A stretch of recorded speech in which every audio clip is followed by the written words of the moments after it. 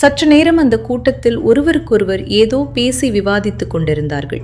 பல குரல்கள் ஒருங்கே கலந்து ஒலித்தபடியால் வந்தியத்தேவன் காதில் ஒன்றும் தெளிவாக விழவில்லை. சம்புவரையர் உரத்த குரலில், பழுவூர் மன்னர் கேட்டதற்கு நாம் மறுமொழி சொல்ல வேண்டாமா? தலைக்கு தலை பேசிக் கொண்டிருந்தால் என்ன ஆகிறது? இரவு 3ஆம் ஜாமம் ஆரம்பமாகிவிட்டது. அதோ சந்திரனும் வந்துவிட்டது. எனக்கு ஒரு சந்தேகம் இருக்கிறது. என்னைப் போல் இன்னும் சிலருடைய மனத்திலும் அது இருக்கலாம். பழுவூர் தேவர் கோபித்துக் கொள்வதில்லை என்றால் அதை பற்றி கேட்க விரும்புகிறேன். இப்போது பேசுகிறது வணங்காமுடியார்தானே? எழுந்து நன்றாக வெளிச்சத்திற்கு வரட்டும். ஆமாம், நான் தான் இதோ வெளிச்சத்துக்கு வந்துவிட்டேன். என்னுடைய கோபத்தையெல்லாம் நான் போர்க்களத்தில் காட்டுவதுதான் வழக்கம். பகைவர்களிடம் காட்டுவது வழக்கம். என் சிநேகிதர்களிடம் காட்ட மாட்டேன். ஆகையால் எது வேண்டுமானாலும் மனம் விட்டு தாராளமாக கேட்கலாம். அப்படியானால் கேட்கிறேன். சுந்தரசோழ மகாராஜாவின் பேரில் பழுவேட்டரையர் என்ன குற்றம் சொல்கிறாரோ அதே குற்றத்தை பழுவேட்டரையர் மீதும் சிலர் சுமத்துகிறார்கள். அதை நான் நம்பாவிட்டாலும் இந்த சமயத்தில் கேட்டு தெளிய விரும்புகிறேன். அது என்ன? எப்படி? விவரம் சொல்ல வேணும். பழுவூர் தேவர் 2 ஆண்டுகளுக்கு முன்பு ஒரு பெண்ணை மனம் புரிந்து கொண்டது நம் எல்லோருக்கும் தெரியும். இச்சமயம் சம்புவரையரின் குரல் கோபத்தொனியில், வணங்காமுடியார், இந்த விஷயத்தை பற்றி பேசுவதை நாங்கள் ஆட்சேபிக்கிறோம். நம் மாபெரும் தலைவரை, நமது பிரதம விருந்தாளியை இவ்விதம் அசந்தர்ப்பமான கேள்வி கேட்பது சிறிதும் தகாத காரியம். சம்புவரையரை பொறுமையாயிருக்கும்படி நான் ரொம்பவும் கேட்டுக்கொள்கிறேன். வணங்காமுடியார் கேட்க விரும்புவதை தாராளமாக கேட்கட்டும்.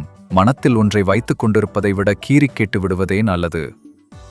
55 பிராயத்துக்கு மேல் நான் ஒரு பெண்ணை மணந்து கொண்டது உண்மைதான். அதை தாராளமாக ஒப்புக்கொள்கிறேன். ஆனால் நான் தான் கலியுக ராமாவதாரம் என்று எப்போதும் சொல்லிக் கொண்டதில்லை. ஏகபத்தினி விரதம் கொண்டவன் என்றும் சொல்லிக் கொண்டதில்லை. அந்த பெண்ணை நான் காதலித்தேன், அவளும் என்னை காதலித்தாள். பழந்தமிழ்நாட்டு முறைப்படி இஷ்டப்பட்டு மணந்து கொண்டோம். இதில் என்ன தவறு? ஒரு தவறும் இல்லை என்று பல குரல்கள் எழுந்தன. மனம் புரிந்து கொண்டது தவறு என்று நானும் சொல்லவில்லை. நம்மில் யார்தான் ஒரு தாரவிரதம் கொண்டவர்கள்? ஆனால் ஆனால் ஆனால் என்ன? தயங்காமல் மனத்தை திறந்து கேட்டுவிடுங்கள். புது மனம் புரிந்து கொண்ட இளையராணியின் சொல்லை எல்லா காரியங்களிலும் பழுவேட்டரையர் கேட்டு நடப்பதாக சிலர் சொல்கிறார்கள். இராஜரீக காரியங்களில் கூட இளையராணியின் யோசனையை கேட்பதாக சொல்லுகிறார்கள். தாம் போகும் இடங்களுக்கெல்லாம் இளையராணியையும் அழைத்து போவதாக சொல்லுகிறார்கள். இப்போது கூட்டத்தில் ஒரு சிரிப்புச் சப்தம் எழுந்தது. சம்புவரையர் குதித்து எழுந்து, சிரித்தது யார்? உடனே முன்வந்து சிரித்ததற்கு காரணம் சொல்லட்டும் என்று கர்ஜித்து கத்தியை உரையிலிருந்து உருவினார். நான் தான் சிரித்தேன்.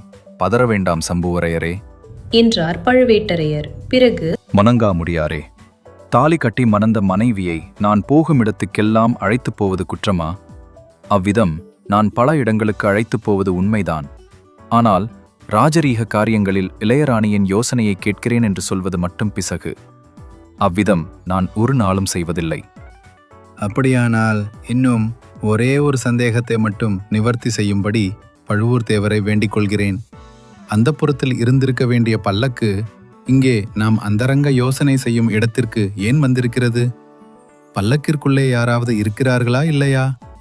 இல்லை என்றால் சற்று முன்பு கேட்ட கனைப்பு சத்தமும் வளையல் குலுங்கும் சத்தமும் எங்கிருந்து வந்தன? இவ்விதம் வணங்காமுடியார் கேட்டதும் அந்த கூட்டத்தில் ஒரு விசித்திரமான நிசப்தம் நிலவிற்று. பலருடைய மனத்திலும் இதேவித எண்ணமும் கேள்வியும் தோன்றியிருந்தபடியால் வணங்காமுடியாரை எதிர்த்து பேச யாருக்கும் உடனே துணிவு ஏற்படவில்லை. சம்புவரையரின் உதடுகள் ஏதோ முணுமுணுத்தன. ஆனால் அவர் வாயிலிருந்தும் வார்த்தை ஒன்றும் கேட்கவில்லை. அந்த நிசப்தத்தை கிழித்துக் கொண்டு பழுவேட்டரையர் கணீர் என்று கூறினார். சரியான கேள்வி. மறுமொழி சொல்ல நான் கடமைப்பட்டவன். இந்த கூட்டம் கலைவதற்கு முன்னால் உங்கள் சந்தேகத்தை தீர்த்து வைக்கிறேன். இன்னும் அரை நாழிகை பொறுத்திருக்கலாம் அல்லவா? அவ்வளவு நம்பிக்கை என்னிடம் உங்களுக்கு இருக்கிறதல்லவா? இருக்கிறது இருக்கிறது. பழுவேட்டரையரிடம் எங்களுக்கு பரிபூரண நம்பிக்கை இருக்கிறது என்று பல குரல்கள் கூவின. மற்றவர்களைக் காட்டிலும் பழுவேட்டரையரிடம் எனக்கு பக்தியும் மரியாதையும் குறைவு என்று யாரும் எண்ண வேண்டாம். அவர் மனத்தை திறந்து கேட்கச் சொன்னபடியால் கேட்டேன். மற்றபடி அவரிட்ட கட்டளையை நிறைவேற்றச் சித்தமாயிருக்கிறேன். இந்த கணத்தில் என் உயிரை கொடுக்கச் சொன்னாலும் கொடுக்கச் சித்தம். வணங்காமுடியாரின் மனத்தை நான் அறிவேன். நீங்கள் எல்லோரும் என்னிடம் வைத்துள்ள நம்பிக்கையையும் அறிவேன். ஆகையால் இன்று எதற்காக கூடினோமோ அதை பற்றி முதலில் முடிவு கொள்வோம்.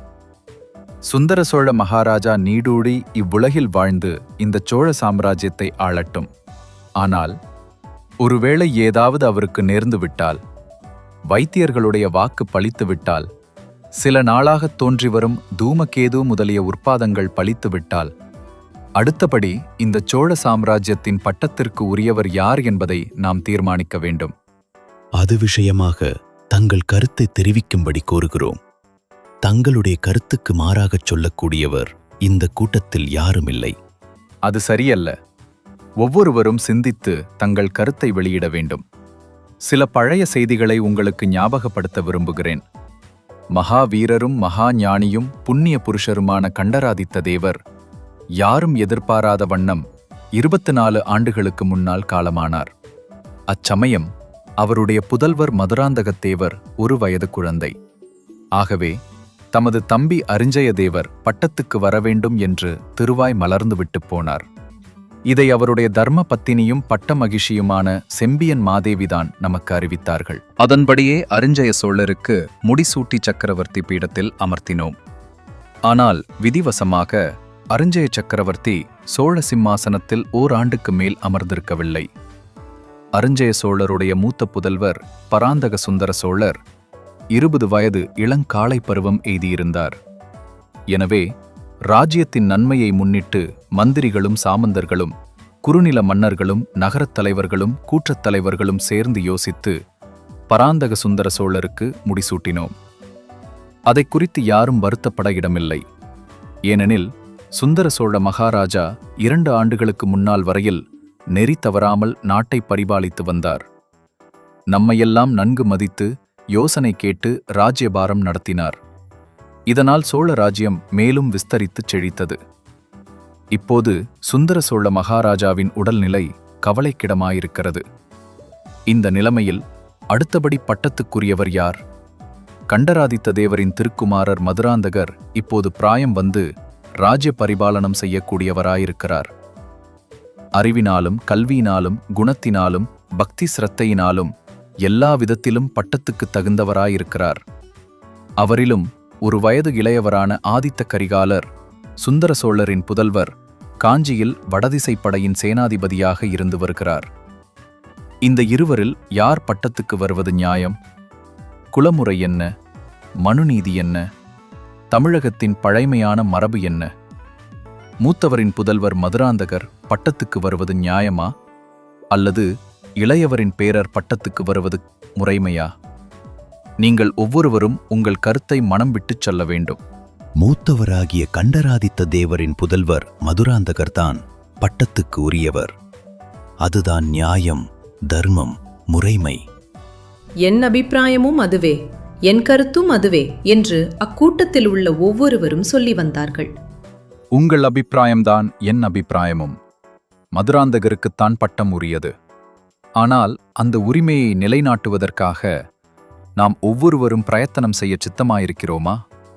உடல் பொருள் ஆவியை தத்தம் செய்து போராடச் சித்தமாயிருக்கிறோமா? இந்த நிமிஷத்தில் துர்காதேவியின் பாதத்தில் ஆணையிட்டு அவ்விதம் சபதம் செய்வதற்கு சித்தமாயிருக்கிறோமா என்று பழுவேட்டரையர் கேட்டபோது அவர் குரலில் அதுவரையில் இல்லாத ஆவேசம் தொனித்தது. கூட்டத்தில் சிறிது நேரம் மௌனம் குடிகொண்டிருந்தது. பிறகு சம்புவரையர், அவ்விதமே தெய்வ சாட்சியாக சபதம் கூற சித்தமாயிருக்கிறோம். ஆனால் சபதம் எடுத்துக்கொள்வதற்கு முன்னால் ஒரு விஷயத்தை தாங்கள் தெளிவுபடுத்த வேண்டும். இளவரசர் மதுராந்தகரின் கருத்து என்ன? அவர் சிங்காதனம் ஏறி ராஜ்யபாரத்தை ஏற்க சித்தமாயிருக்கிறாரா? கண்டராதித்தரின் தவப்புதல்வர் உலக வாழ்க்கையை வெறுத்து சிவபக்தியில் பூரணமாக ஈடுபட்டுள்ளார் என்று கேள்விப்படுகிறோம். இராஜ்யத்தில் அவருக்கு விருப்பமில்லை என்று பலர் சொல்லவும் கேட்டிருக்கிறோம்.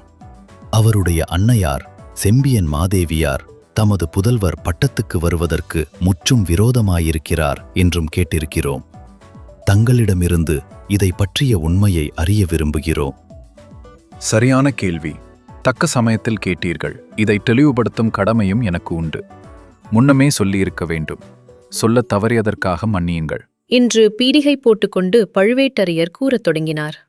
செம்பியன் மாதேவி தமது ஏக புதல்வரை ராஜ்யபார ஆசையிலிருந்து திருப்பிச் சிவபக்தி மார்க்கத்தில் செலுத்துவதற்கு பிரயத்தனப்பட்டு வந்தது நாடு அறிந்த விஷயம். ஆனால் இதன் காரணம் என்னவென்பதை நாடும் அறியாது, மக்களும் அறியார்கள். மதுராந்தகருக்கு ராஜ்யமாளும் விருப்பம் இருப்பதாக தெரிந்தால் அவருடைய உயிருக்கே ஆபத்து வரலாம் என்று பெரிய பிராட்டியார் பயந்ததுதான் காரணம். ஆஹா, அப்படியா என்ற குரல்கள் கூட்டத்தில் எழுந்தன. ஆம், பெற்ற தாய்க்கு தன் ஏக புதல்வன் சிம்மாசனம் ஏற வேண்டும் என்னும் ஆசையைக் காட்டிலும் பிள்ளை உயிரோடு இருக்க வேண்டும் என்ற ஆசைதானே அதிகமாயிருக்கும். அன்னையின் வாக்கே தெய்வத்தின் வாக்கு என்று மதித்து வந்த மதுராந்தகரும் மனத்தை விரக்தி மார்க்கத்தில் செலுத்தியிருந்தார். சிவபக்தியில் முழுதும் ஈடுபட்டிருந்தார். ஆனால் சில காலமாக அவருடைய மனது சிறிது சிறிதாக மாறி வந்திருக்கிறது. இந்த சோழ சாம்ராஜ்யம் தமக்கு உரியது, அதை பராமரிப்பது தம்முடைய கடமை என்ற எண்ணம் அவருடைய மனத்தில் வேரூன்றி வளர்ந்திருக்கிறது. நீங்களெல்லாம் அவரை ஆதரிப்பதாக தெரிந்தால் தக்க சமயத்தில் பகிரங்கமாக முன்வந்து சொல்லவும் சித்தமாயிருக்கிறார். இதற்கு அத்தாட்சி என்ன? உங்களுக்கெல்லாம் திருப்தி தரக்கூடிய அத்தாட்சியை இப்போதே அளிக்கிறேன். அளித்தால் அனைவரும் பிரமாணம் செய்ய சித்தமாயிருக்கிறீர்களா? பல குரல்கள் இருக்கிறோம் இருக்கிறோம் என்று ஒலித்தன. யாருடைய மனதிலும் வேறு எவ்வித சந்தேகமும் இல்லையே? இல்லை. இல்லை. அப்படியானால் இதோ அத்தாட்சி கொண்டு வருகிறேன். வணங்காமுடி முனையரையரின் சந்தேகத்தையும் இப்போதே தீர்த்து வைக்கிறேன் என்று கூறிக்கொண்டே பழுவேட்டரையர் எழுந்தார். கம்பீரமாக நடந்து அங்கே சமீபத்தில் வைக்கப்பட்டிருந்த மூடு பல்லக்கின் அருகில் சென்றார். இளவரசே, பல்லக்கின் திரையை விலக்கிக் கொண்டு வெளியே எழுந்தருள வேண்டும். தங்களுக்காக உடல் பொருள் ஆவியை அர்ப்பணம் செய்ய சித்தமான இந்த வீராதி வீரர்களுக்கு தங்கள் முக தரிசனத்தை தந்தருள வேண்டும் என்று மிகவும் பணிவான குரலில் கூறினார். மேல் மாடத்தில் தூண் மறைவில் உட்கார்ந்து ஒருவாறு வார்த்தை விடாமல் அடங்கா ஆர்வத்துடன் கேட்டுக்கொண்டிருந்த வந்தியத்தேவன் இப்போது ஜாக்கிரதையாக கீழே பார்த்தான். பல்லக்கின் திரையை முன்போலவே ஒரு கரம் விலக்கிற்று. அது பொன்மண்ணமான கரம். முன்னே ஒருமுறை அவன் பார்த்த அதே செக்கச் சிவந்த கரந்தான். ஆனால் அவன் முன்னம் வளையல் என்று நினைத்தது உண்மையில் அரசகுமாரர் அணியும் கங்கணம் என்பதை இப்போது கண்டான். அடுத்த கணம் பூரண சந்திரனையொத்த அந்த பொன் முகமும் தெரிந்தது. மன்மதனையொத்த ஓர் அழகிய உருவம் பல்லக்கிலிருந்து வெளியே வந்து புன்னகை புரிந்து நின்றது. ஆகா, கண்டராதித்த தேவரின் புதல்வரான இளவரசர் மதுராந்தகரா இவர்? பல்லக்கினுள் இருந்தபடியால் பெண்ணாத இருக்க வேண்டும் என்ற எண்ணத்தினால் அல்லவா அந்த தவறை செய்துவிட்டோம். தன்னை போல் அதே தவறை செய்த ஆழ்வார்க்கடியான் நம்பி சுவர் மேல் தலையை நீட்டிக்கொண்டிருக்கிறானா என்று வந்தியத்தேவன் பார்த்தான். அந்த இடத்தில் மரநிழல் விழுந்து இருள் சூழ்ந்திருந்தது. ஆகையால் அங்கு ஒன்றும் தெரியவில்லை. இதற்குள் கீழே மதுராந்தகத்தேவர் வாழ்க, பட்டத்து இளவரசர் வாழ்க, வெற்றிவேல் வீரவேல் என்ற ஆவேசமான முழக்கங்கள் கிளம்பின. கூட்டத்தில் இருந்தவர்கள் எல்லோரும் எழுந்து நின்று வாளையும் வேலையும் உயரத் தூக்கி பிடித்து கொண்டு அவ்விதம் கோஷமிட்டதை வந்தியத்தேவன் கண்டான். இனிமேல் அங்கிருப்பது அபாயமாக முடியலாம் என்று எண்ணி தான் படுத்திருந்த இடத்துக்கு விரைந்து சென்று படுத்துக்கொண்டான். நண்பர்களே, நெக்ஸ்ட் எபிசோட்க்கு ரெடியா? சப்ஸ்கிரைப் பண்ணி பெல் ஆன் பண்ணுங்க. லைக் பண்ணுங்க, ஷேர் பண்ணுங்க, கமெண்ட்ல உங்கள் கருத்து சொல்லுங்க. மறக்காம சப்ஸ்கிரைப் பண்ணிடுங்க.